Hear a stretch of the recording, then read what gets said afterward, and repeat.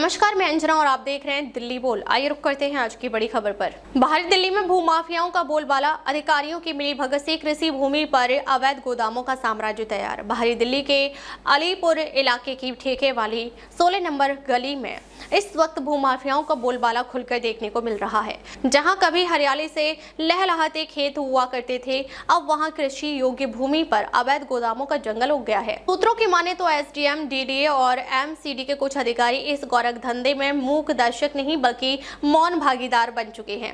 अवैध निर्माण की रफ्तार ऐसी है कि ट्रकों की आवाजाही और भारी मशीनों की गड़गड़ाहट से दिन रात काम चल रहा है। ना कोई रोक टोक, ना कोई सर्वे, ना कोई कार्रवाई। सवाल यह उठता है कि क्या प्रशासन अंधा है या फिर उसकी आंखों पर लालच की पट्टी बंधी है। सूत्रों की माने तो जब भी कोई अधिकारी इस इलाके से गुजरता है वह नजरें झुका कर निकलता है, क्योंकि भू माफियाओं के मिठाई के डिब्बे उनकी ईमानदारी को खरीद चुके हैं।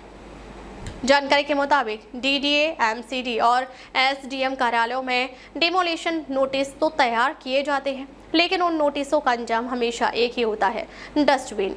सूत्र बताते हैं कि जिन अधिकारियों की कलम से कार्रवाई निकलनी चाहिए थी, उनकी जेबें पहले ही गर्म कर दी जाती हैं। यही वजह है कि कृषि भूमि पर अवैध गोदामों का जाल दिन ब दिन फैलता जा रहा है। स्थानीय लोगों में भारी रोष। उनका कहना है कि भू माफिया न कानून से डरते हैं, न प्रशासन से। जनता सवाल कर रही है, क्या सरकार की नीतियां सिर्फ फाइलों में सीमित हैं? अगर मास्टर प्लान के मुताबिक यह जमीन खेती योग्य घोषित है, तो यहाँ पक्के गोदाम बनने की इजाजत किसने दी? अगर यही हाल रहा तो न केवल दिल्ली के मास्टर प्लान की धज्जियां उड़ेंगी, बल्कि क्षेत्र में सीवर, सड़क, पानी, बिजली जैसी मूलभूत सुविधाओं का गहरा संकट खड़ा हो जाएगा। अब देखना यह है कि क्या यह खबर उच्च अधिकारियों की नींद तोड़ पाएगी या फिर वे लालच और सेटिंग के नशे में ही यूं ही आंखें मूंदे रहेंगे। अगर प्रशासन अब भी नहीं जागा तो आने वाले दिनों में अलीपुर अवैध गोदामों की राजधानी बन जाएगा और सरकार की नाक के नीचे यह काला खेल खुलेआम खेला जाता रहेगा। अब तक ले बस इतना ही, फिर मिलते हैं एक ऐसी ही बड़ी खबर के साथ। अब तक ले नमस्कार और देखते रहिए दिल्ली बोल।